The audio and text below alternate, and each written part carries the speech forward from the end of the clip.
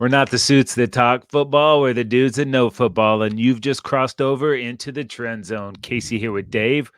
We are the football dudes. Dave, are you ready, brother? Oh, yeah, you got that right, my friend. Ow. Woo. It is an area which we call the trend zone. It's Monday, September 5th. Happy Labor Day, people. We're coming to you from Los Angeles, California. It is a beautiful 76 degrees. And Dave, I used to hate Labor Day as it signaled the end of summer. Now I freaking love it as it signals the beginning of the NFL season. How you feel about that, bro? Well, back to school is one thing that gives me mixed emotions, Casey, but the NFL season right around the corner, that has got me completely stoked. I'm sure you know. Oh, yeah, Professor Hewitt doing that thing. In today's episode, we're looking for our lost shaker of salt, a little survivor, our favorite picks in our fantasy dude football league, and all of the games coming up in week one. But Dave, in Yeah. case the people didn't know, they're about to find out. You get everybody started with the tasty nug. Yeah, that's right, Casey. We get it started here with the Nugs. So, first things first, a rookie quarterback has started in week one 15 of the last 16 seasons. This will be no different as three of them, CJ Stroud, Bryce Young, and Anthony Richardson, will make their NFL debut week one. Rookies, it's going to be exciting. Dave, it's been a long off season. I'm starving for nugs, bro. All right. Well, Give me more. luckily I'm providing. In the common draft era, Casey, 17 quarterbacks have been selected with the first overall selection and started week one of their rookie season, including three of the past four seasons with Lawrence, Burrow, and Murray before that. So Dave, pretty awesome. I'm still hungry. More nugs, please. It's More. not enough for you yet. All right. Well, how about in 2020, quarterback Justin Herbert set the new rookie record for passing touchdowns with 31. Oh, yeah, that was pretty righteous. But Dave, which QB had the highest passer rating for a rookie in league history? Interesting question, Casey. That would, of course, be Dak Prescott. That was in Oh yeah, 2016 with a 104.9. Pretty spectacular rookie year for Dak as well. nice.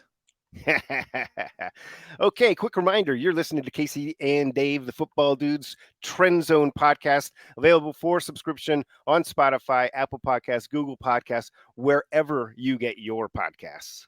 All right, let's get into it, people. It is time for Survivor. You know, we got sick of dying in week one every That's year. right. So Dave made a great change to the Survivor pools. He made it 3 strikes, 3 chances at life. So Dave, week one, baby. Who you going with? I am going with Baltimore over the Houston. Sorry, I dropped my water. I had a little rescue mission there. I'm going with Baltimore over Houston. That happens to be the most popular pick thus far in the Yahoo leagues out there, with over 34% of the people. That gives me an uneasy feeling, I got to tell you. But I mean, at this point, I'm still hanging on to that idea. Yeah, you know what? I'm gonna go ahead and my theory for this season is whoever plays the Cardinals. So I'm going with those Commanders week one. Yeah, not a bad idea. Although the Cardinals are such a mystery, have no idea what to expect when they hit the field. So Oh my it'll be god. something curious to find out.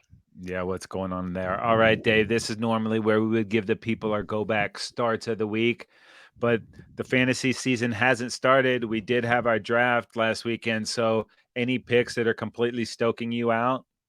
Well, Casey, I got to go with Bijan Robinson in the second round. After getting Chubb in the first round with the sixth overall pick, then I was snaking back around, and I was kind of crossing my fingers, man. It would be kind of exciting if Bijan were to fall to me with that second pick. He did, and so boom, I scooped him right up. Now I'm a Falcons fan. It's like a shiny new toy. I'm excited. It's a running Yeah. back. You just plug and play. He's good to go. So I'm pretty stoked. Yeah, and he's not playing your Chargers all. It's a team that you could just root for That's all season. It's going to be really cool. Dave, I'm actually going to go in my other league because I came up with this different strategy. We're a flex league, PPR. So my first pick, I got Kelsey, but then I came back in the second round and I got Mark Andrews. I'm going with the 2 tight end set in the PPR fantasy flex league. We'll see how wow. that pays out. down the road. Yeah.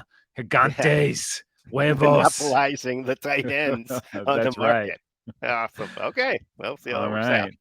Well, fantasy is going to be one thing, but reality is another. And the road to Super Bowl 58, which will be played on Sunday, February 11th, 2024, at the Death Roomba Allegiant Stadium in Las Vegas, begins this Thursday night, just 3 short days from now, Dave. So it is going to be the Detroit Lions at the Kansas City Chiefs.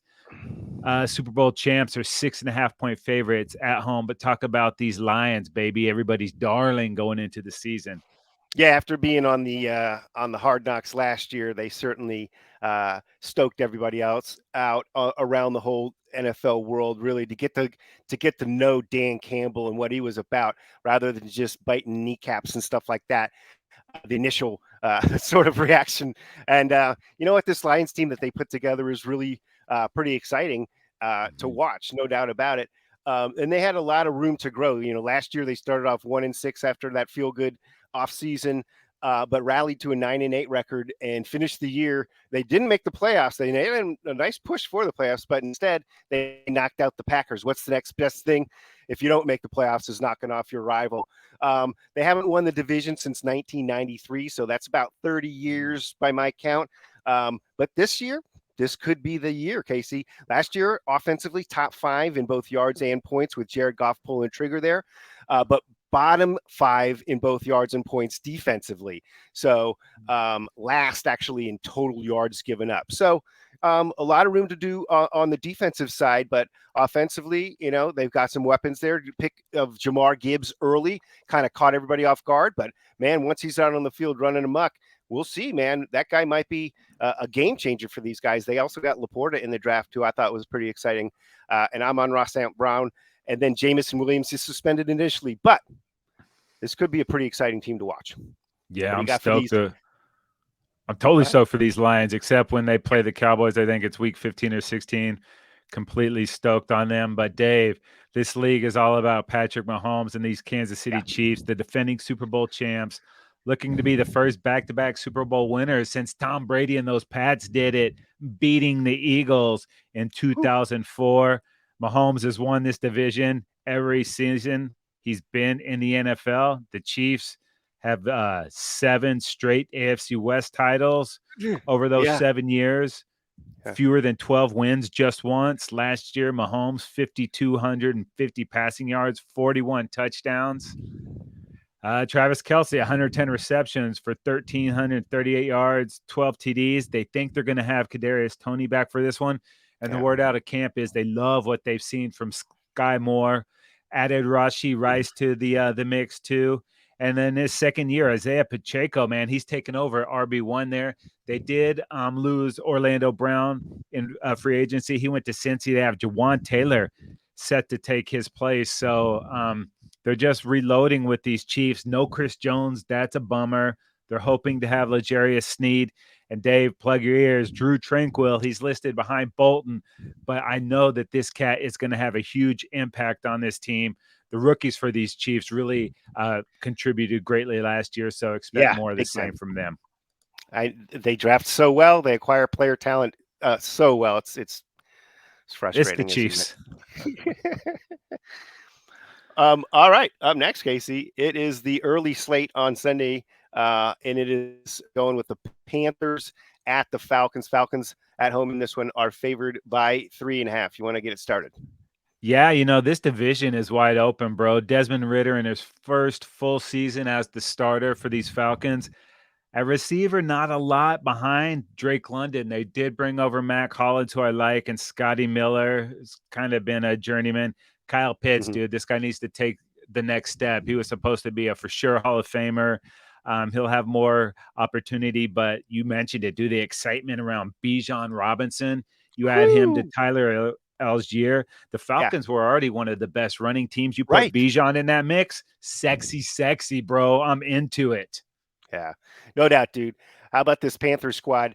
You know, this is a fresh start. Frank Reich gets there. They move up. They draft Bryce Young, and they stack some people around him, some veteran talent in Miles Sanders, Adam Thielen, DJ Chark. Jonathan Mingo at receiver as well there. So, and bring in Hayden Hurst. So they're surrounding him with some veterans. So they're hoping to get immediate productivity. Frank Reich, he's a former quarterback himself, so he's in the position to really set Bryce Young up. I don't expect them to amaze us and blow our minds or anything, but this is probably going to be a decently competitive football team. They weren't terrible last year. Mm-hmm. They had to trade up to the top to get this quarterback. So usually when you get that top quarterback, you're awful, but they weren't. One problem here, Brian Burns not practicing. He's holding in. He's just making only $16 million this year, Casey. It's tough on him, but it's the point is for him, it's the last year of this contract. He wants an extension. He wants to stay there. He wants big money, and they need to show him some love. Yeah, I get it.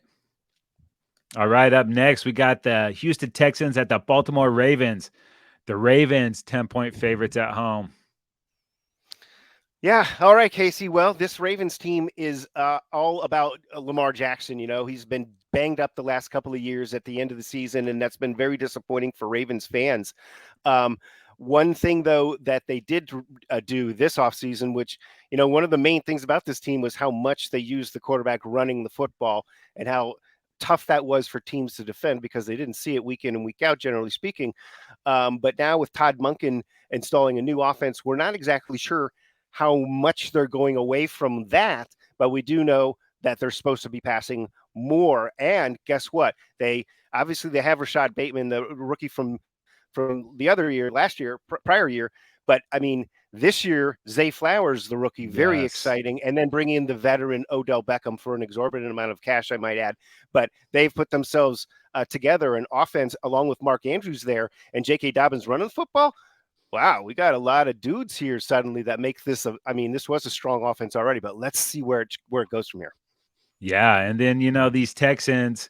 You mentioned at the top, C.J. Stroud. This is also the first year of DeMeco Ryans. And I think their plan is to not have Stroud get sacked an NFL record 76 times like David Carr did, or 62 times that Deshaun Watson did. So they added Shaq Mason to the line. They extended Laramie Tunsil.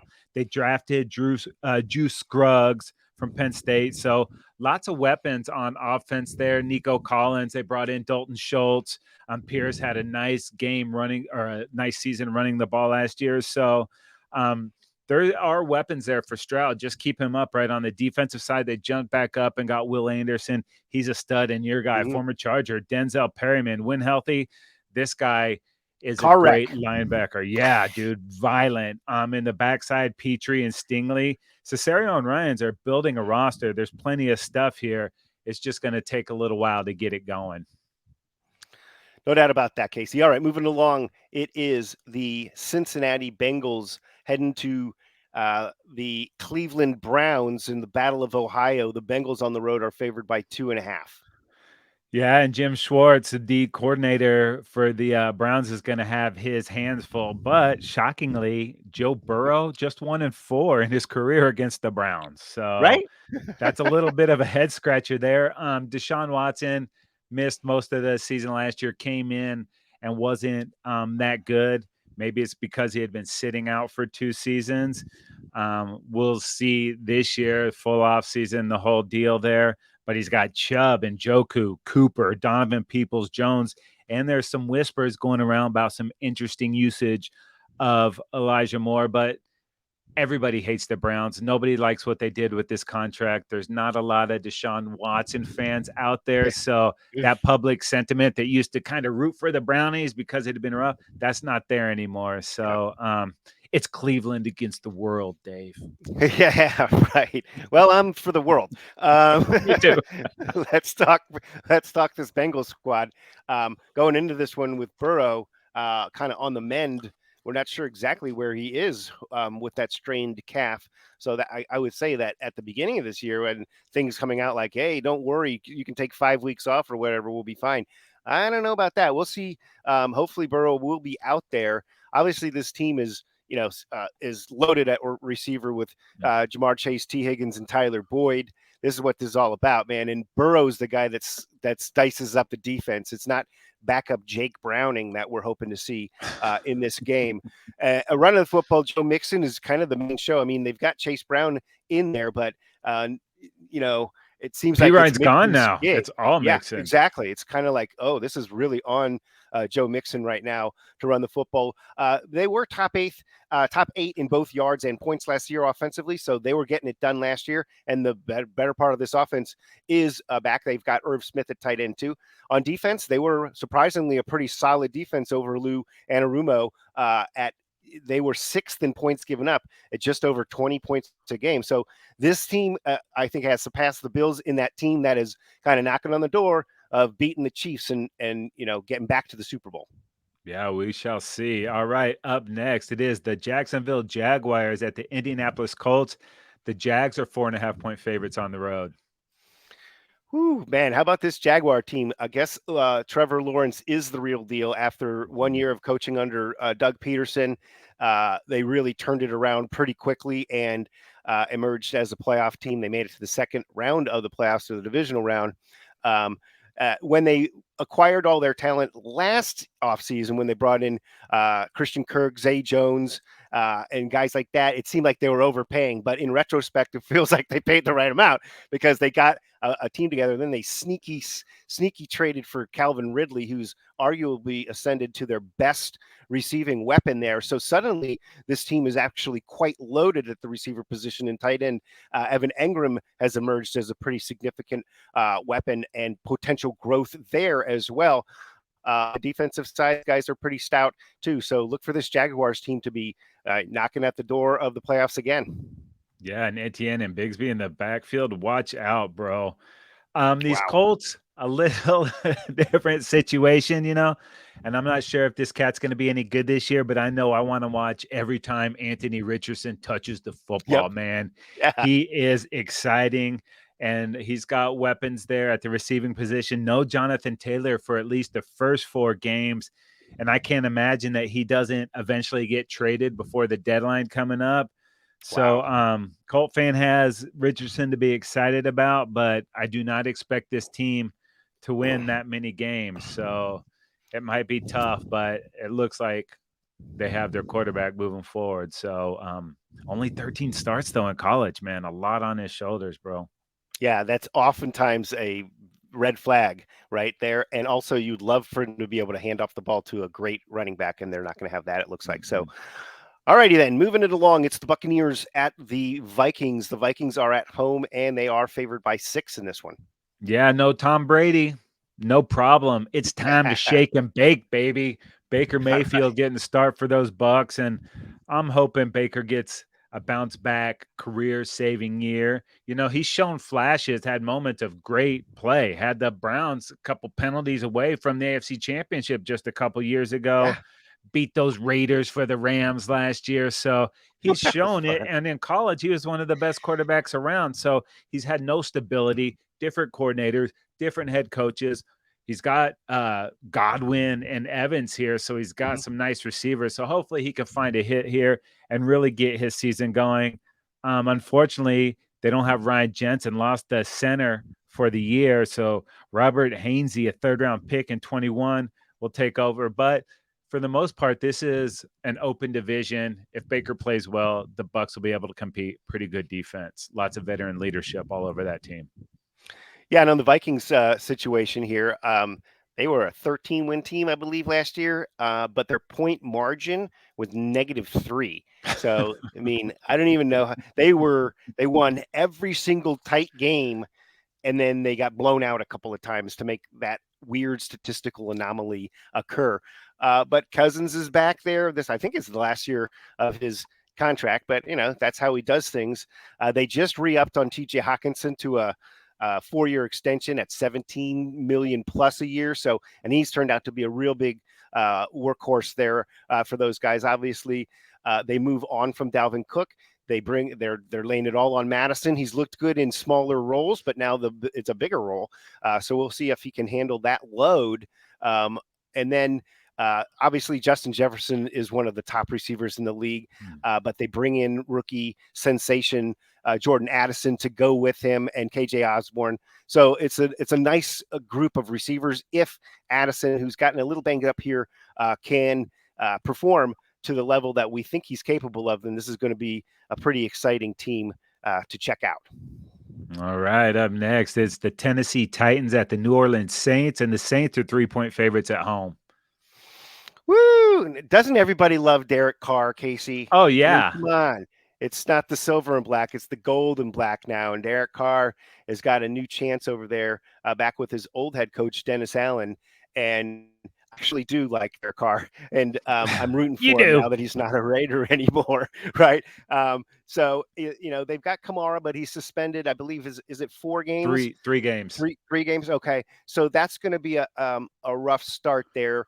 But with Olave going into his second year, he was phenomenal last year. We'll see if Michael Thomas can be up to form. And this tight end I've been hearing about, Juwan Johnson, had a breakout year last year, but they're expecting him to be even more important this year, as long as also they have Taysom Hill at the tight end position. So it's a pretty exciting group.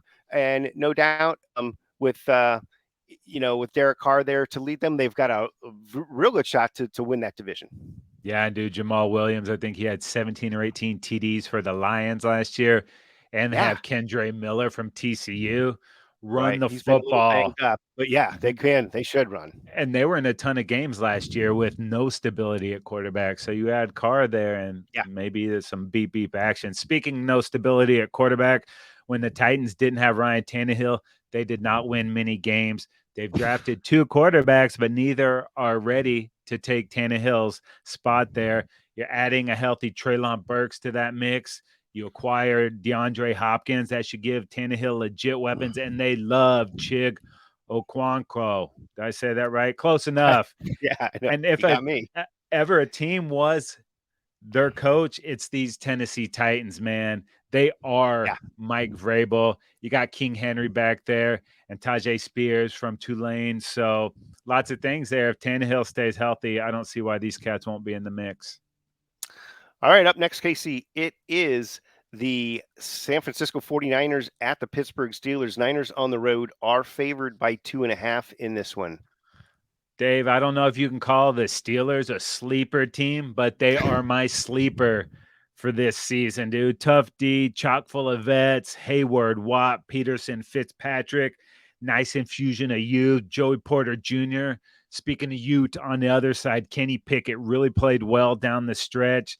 They quietly added Allen Robinson to this mix. Kind of didn't have a good fit last year on the Rams. I think he's going to be a great fit on these Steelers. They add him to Deontay Johnson and second-year stud George Pickens. Man, this guy is a highlight play, and I cannot forget my very favorite player, Patrick Henry, Sarsipius Freiermuth, Dave. It's coming on, baby. One of the better tight ends in the league. And speaking of sleepers, dude, I love Jaylen Warren behind Najee. If the Steelers can fix that run game, I won't be surprised if they win a stocked AFC North, dude. Tomlin, maybe his best coaching job last year, got those guys right on the outskirts of making stuff happen. Another year with these guys. It's a fun core. This is a fun team, and they play hard. Yeah, how about this Niners squad? Obviously, there was a lot of off-season turmoil with the quarterback position and the injuries there. Things have sort of stabilized with Brock Purdy, Mr. Irrelevant, who established himself in the last 7 or 8 games of last year as the guy, as long as he was healthy.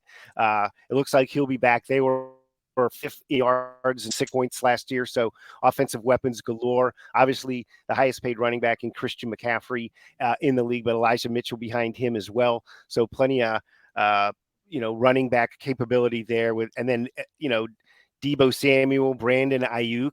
I mean, some serious weapons here, as well as George Kittle. So look for the offense to continue to click, as long as Purdy was not like a flash in the pan last year, and he can all he has to do is pull the trigger on Shanahan's offense, and Shanahan schemes it up so these guys are running free.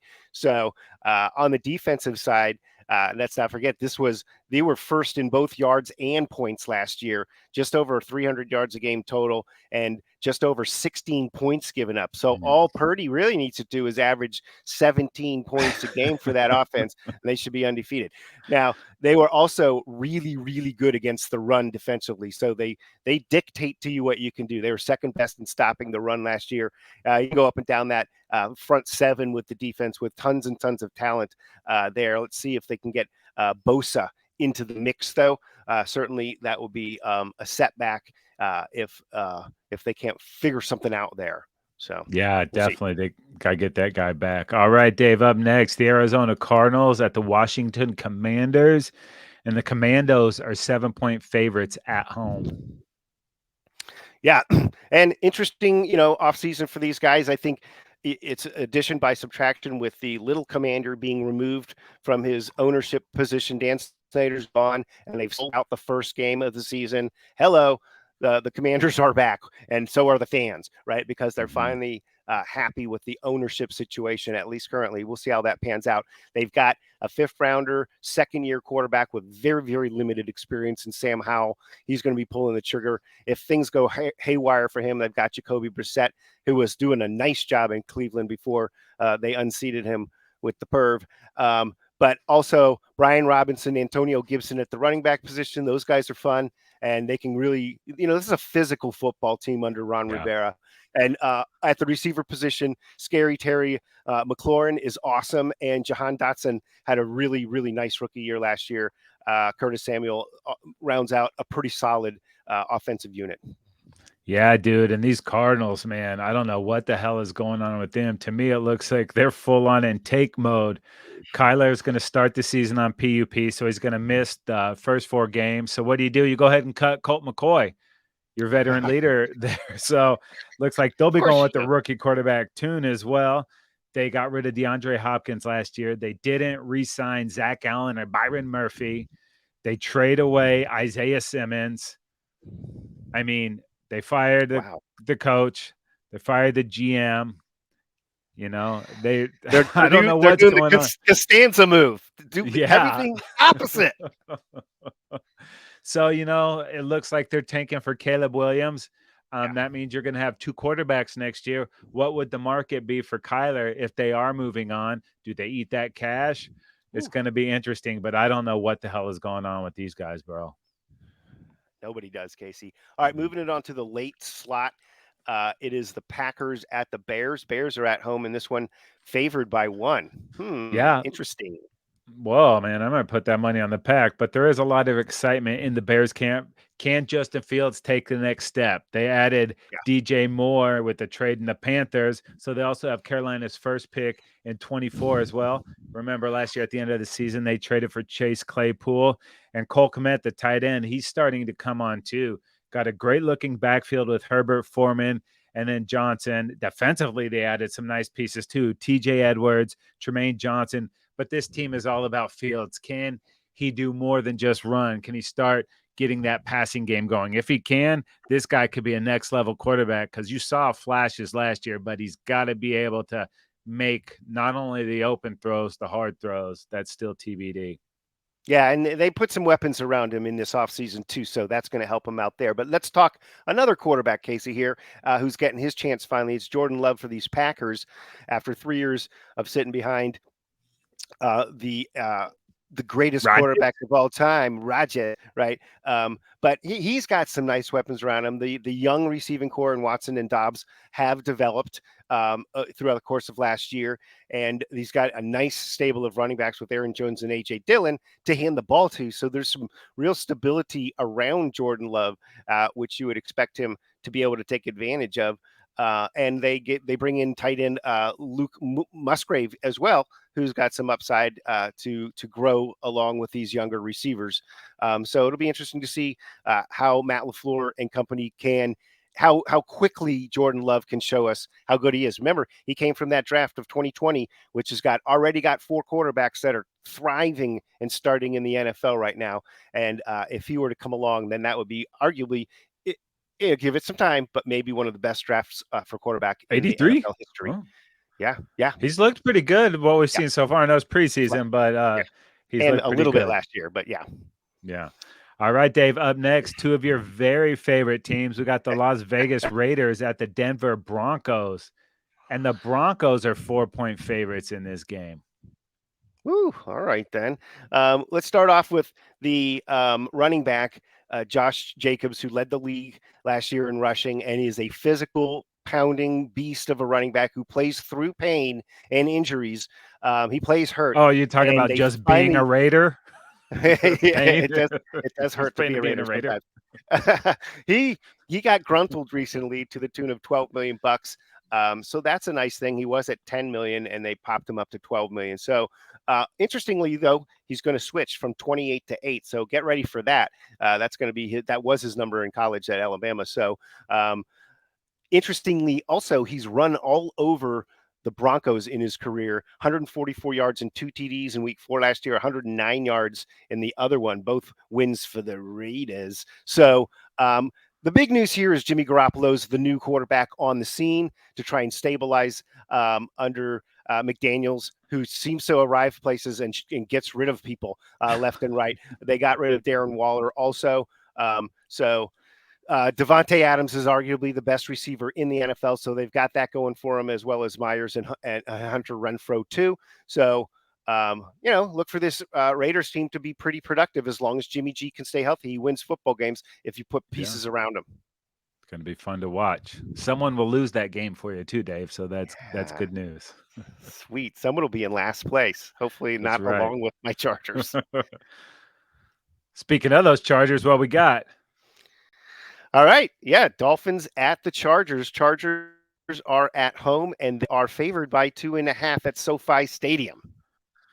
Dolphins, man, they're putting a lot of stuff together. But the main question for those Finns is, can Tua stay healthy, man? And if he can, he's been very dynamic when he's been in there. Tyreek Hill and Waddle, exciting as it comes, man. A nice backfield too with Mostert and Kane, the rookie from Texas A&M. Unfortunately, it looks like they're not going to have Terron Armstead, the left tackle for this one. So I know you're choked up about that one. Yeah, they might not have their left guard too. So some questions up front on the offensive line. That's not good when you're really trying to protect Tua. But on the other side of the ball, they brought in Vic Fangio. He's done very well wherever he's been as a defensive coordinator. Tighten up that defense. They brought in Jalen Ramsey. He's got hurt. He'll be out until December. So still lots of pieces on this Dolphins team. Very tough road test facing those Chargers in week 1. No doubt about it. And the Chargers did take care of business last year at SoFi against the Dolphins. We'll see if they can repeat it this year.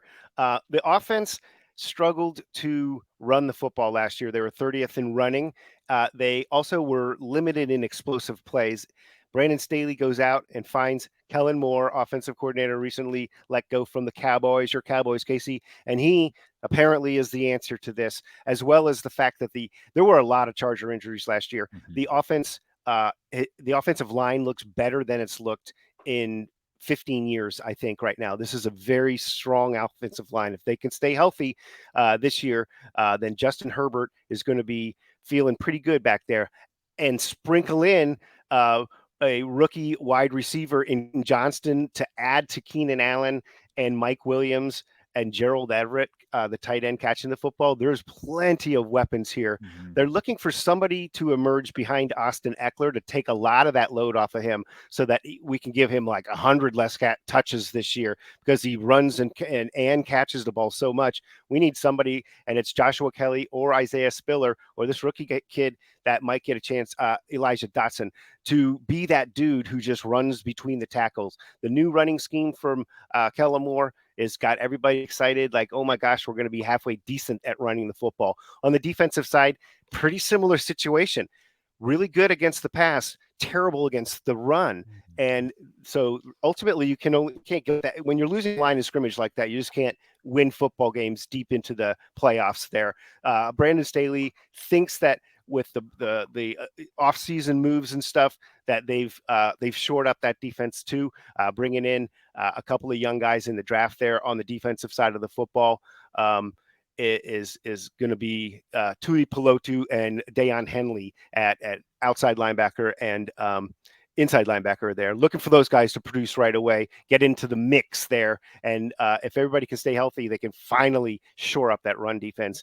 And that would be pretty handy coming into week 1. It's going to be a good game. All right, up next, we have the Philadelphia Eagles at the New England Patriots. And those Eagles are 3.5-point favorites on the road. Yeah, and obviously Nick Sirianni has got this team pointed in the right direction, and Jalen Hurts, obviously, if they'd have won the Super Bowl last year, I think he would have been Super Bowl MVP. The way he was playing in that football game, the way his season unfolded last year, and he showed everybody he was more than you thought he was the year before. He kept getting better. That's to be the thing was he just keeps taking that next step forward. His drive to be great is insatiable. And you know what? They've got they sort of shook it up there at the running back position. They bring in DeAndre Swift and a wild card. Also Rashad Penny, who was an incredible back when he was healthy in college, and he's just had a really injury-plagued pro career. When he's healthy and he puts a couple of games together, you see the explosion that he brings, and he's like a wild card in this mix here that he could suddenly be phenomenal. But bringing in A.J. Brown last year, Devontae Smith, this is a fine group along with tight end Dallas Goedert, and defensively, obviously, the defensive line is top of the bunch in the league. So this group looks to be very formidable heading into this year. Yeah, it's a big time roster. Hopefully they don't do this again, but in the past, the Eagles have ruined Tom Brady's celebrations. They're bringing in Brady to celebrate his illustrious career week 1. So hopefully that won't be the case. And also hopefully we get some vintage Zeke versus the Eagles too. It's going to be weird seeing Zeke suit up as Very 15 in that eating porridge, in that Patriots gear. Mac Jones finally has a coach, B.O.B. there. Helps not having Matt Patricia, defensive coordinator, as your offensive coordinator. I don't know what they were thinking last year. It was an epic fail. They bring in Juju Smith-Schuster. So some nice pieces there in play for these Patriots. It's all about that defense, though. If they can create some turnovers, and if this offense can do enough running the rock, Stevenson and Zeke, hopefully they can make it a ball game. All right, up next, Casey, it's the Rams at the Seahawks, and the Seahawks at home, favored by 5.5. Dude, I'm excited for these Seahawks, man. I love what they've been doing. They've really been putting the draft capital that they got for Russell Wilson to use here, just rebuilding this roster. Geno Smith, the comeback player of the year last year out of nowhere, had a great season, got these guys into the playoffs, which the Broncos were nowhere near the playoffs last year. Kenneth Walker, they hit a home run with this guy. They're hoping they hit a home run with Charbonnet from UCLA too. That's a nice 1-2 combo. Speaking of home runs, DK Metcalf, Tyler Lockett, and Smith and Jigba. And Jigba's got their wrist injury, so I'm not sure how long he's going to be out, but that's one of the top receiving core in the league. They keep adding pieces to the defense, adding some higher draft picks, and Seattle should be right in the mix, right behind San Francisco, if not getting even with them. So I like what's going on in Seattle. It's going to be rocking there on Sunday, bro. The 12s are going to be fired up. Big time. I'm not sure if they're going to have Witherspoon, and I'm pretty sure Adams has been ruled out already. Yeah, Adams is out. Down a couple of big-time defensive players potentially there. Let's move over to the Rams. So, Casey, speaking about down a big-time player, Cooper Kupp is looking for another opinion or something, a specialist of some form to figure out what's wrong with that hammy. When you have a hammy and then you have a setback from that hammy, we all know how these things can be very, very problematic. And when you think it's ready to go, you have to wait another couple of weeks. So it could be a while that they don't have Kupp. This is a team of a couple of super high paid players and then a bunch of rookies. It might be the youngest rookie or the youngest team in the league. They certainly have a crap load of rookies that they're hoping to get contributing. I mean, Sean McVay is an awesome coach, and Mike LaFleur at OC. That's a nice, brain trust there. And so it wouldn't surprise me that they could coach these guys up to be competitive, but the offensive line looks to be in turmoil at best. And yeah, this is going to be it's going to be interesting to see how quickly that they can kind of gel together on both sides of the football with this Rams team that's got a lot of new players. Yeah, when you F all them picks, eventually you have to pay back, and they're effed right True. now. They are totally. All right, up next, my Dallas Cowboys at the New York Football Giants. Cowboys 3.5-point favorites on the road. How about Team Cowboys? All right, I'll start off with the Giants and Dimebag Danny over there slinging the rock with his big contract and everything. They got Saquon gruntled, but oof, I mean they just gave him a little something to get him into camp. Obviously, he just wanted to play, but it'll be interesting to see. How Brian Daboll can continue to push this team. I thought they were a surprise last year to as a playoff squad, and we'll see. They add Darren Waller though, who, if he's healthy, and he hasn't really been for the last 2 seasons as a Raider, but if he is healthy, he's one of the top tight ends in the league. He's a weapon there.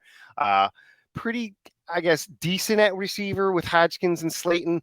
Nothing to blow you away there, but they're going to be a running first team, and they're going to hope to try and keep games kind of close and pull them out at the end. Yeah, and we'll see if Jalen Hyatt can contribute early on. He struggled at the beginning of camp, kind of came on late. We'll see. Sometimes that transition is not the easiest. Now these if Cowboys, they can continue to run the ball like they did last year, though, Casey, they're going to hang their hat on that. Cowboys have a ton of expectation on them, man. As always. Yeah, and Jared just loves to be in the news. He doesn't care what you think. Any talk about the Cowboys is good talk, and the talk the last few weeks has been the Trey Lance trade. He comes over for a 4th-round pick. I think it's great. They have a developmental quarterback there. They've not been able to do that the last few years. It's only a 4th-round pick, hopefully a late 4th-round pick, hopefully the 32nd pick in the 4th round, almost a 5th. But he's strictly just on the scout team for now. He's got a long way to go, and just let him get learned up. The running back position, we mentioned Zeke is a Patriot now, so it's all going to be on Tony Pollard. Rico Dowdle looks like he's going to be the number 2. And then Deuce Vaughn, baby, Ford too. This guy was explosive in college, and if you look at his numbers, they were actually better than Bijan's. The only thing, he's only 5'5", so tiny. Yeah, he's a little guy, but he's a little big guy, man. He is stout. He runs hard, and he can teleport. You see him there and you blink, and then he's 10 yards downfield. So I think he's going to have a major role in this squad.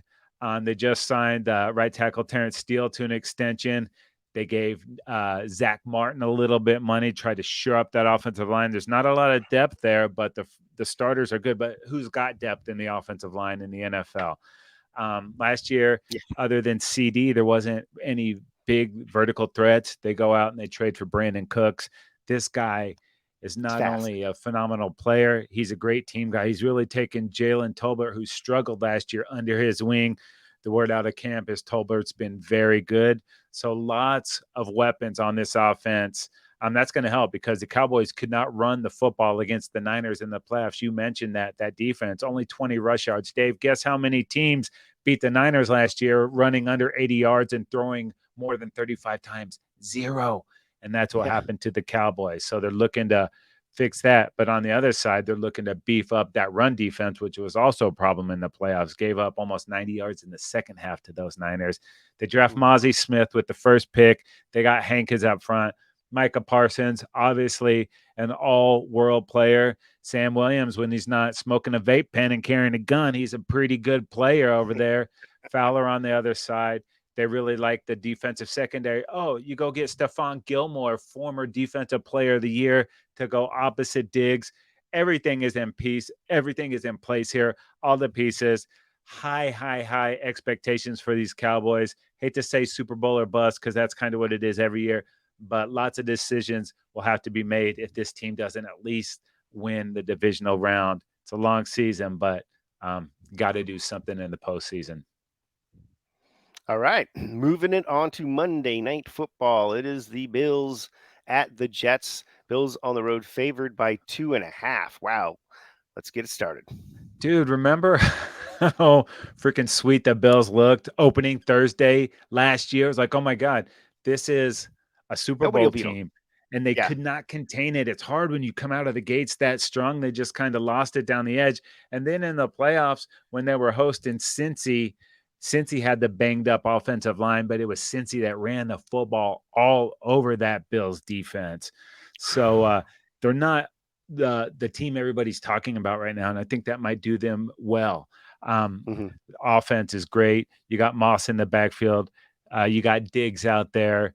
Him and Josh Allen, they really need to take it, obviously, to the next level there. They go out and they get the tight end Dalton Kincaid to add to that offense. So weapons there, defense is there. This is a team that cannot afford to mess around anymore because that window is closing. I mean, anytime you got Josh Allen, you're going to be in games, but they got to make something happen now, this year. No more screwed around. And unfortunately, their division just got a whole hell of a lot better. Yeah, speaking of making things happen now, let's talk Jets. Last year, they were fourth in yards per game and points per game defensively. They only gave up 18.6 yards per game, or points per game, excuse me. And they were third against the pass, but they weren't very good on offense, Casey. And the reason was the problem with the quarterback position. No matter who they put in there, they only got, it was just a turmoil situation. And enter the offseason, of course, they acquire Aaron Rodgers, and they are simply all in. Let's just put it that way. They brought in Rodgers' buddy, Lazard and Cobb, to help him feel good there. It seems like it's a rebirth for Aaron Rodgers practically. They bring in Nathaniel Hackett, and he's on a sort of a reclamation plan of his own. But Breece Hall, then they acquire Dalvin Cook, and Breece Hall is coming off the injury, of course, but they also still have Michael Carter, who can run the ball pretty dang well too. And then they have last year's offensive rookie of the year, Garrett Wilson, to pair up with Lazard and Cobb. So sprinkle in a little Nicole Hardman. Who knows? He's kind of got a little chip on his shoulder, maybe after being moved on from Kansas City. So tons of pieces on that side. Here's the issue, though. The offensive line has been a little bit sketchy. Dwayne Brown on one side, he wasn't very good last year, let's be honest. And then on the other side, it's Mekhi Becton, who can't stay healthy. Now, if those guys can't stay healthy and play up to their potential, then Vera Tucker's in there, Connor McGovern, Laken Tomlinson. They've got good pieces on the line. They just they need those tackles to perform, and that's going to give Aaron Rodgers time back there to do his thing. And then this offense is going to be a lot better than 29th in scoring this year. I can guarantee you that much. No matter what happens with those offensive linemen. But you know what? This team is poised and ready to make a run at this division, and this is a great opportunity to get started off on the right fit, hosting the Bills on a Monday Night Football. Going to be a big game. Woo! Baby, that is going to be so sweet. How stoked for this weekend are you, bro? Completely stoked. Oh, yeah, you got that right. And there are so many ways you can check out the Football Dudes, the Trend Zone, the podcast you're listening to right now, available for subscription on Spotify, Apple Podcasts, Google Podcasts, and we're now on Amazon Music. Yeah, don't forget, go ahead and subscribe to Football Dudes LA YouTube channel. Like us on Instagram and Facebook. Follow us on Twitter at Football Dudes LA. Make sure to tag us across all those social media platforms. Thank you. Okay. Go ahead and go to footballdudes.com. That is going to do it for this episode of the Trend Zone. We're not the suits that talk football. We're the dudes that know football. For Dave, I'm Casey, and we are out of here.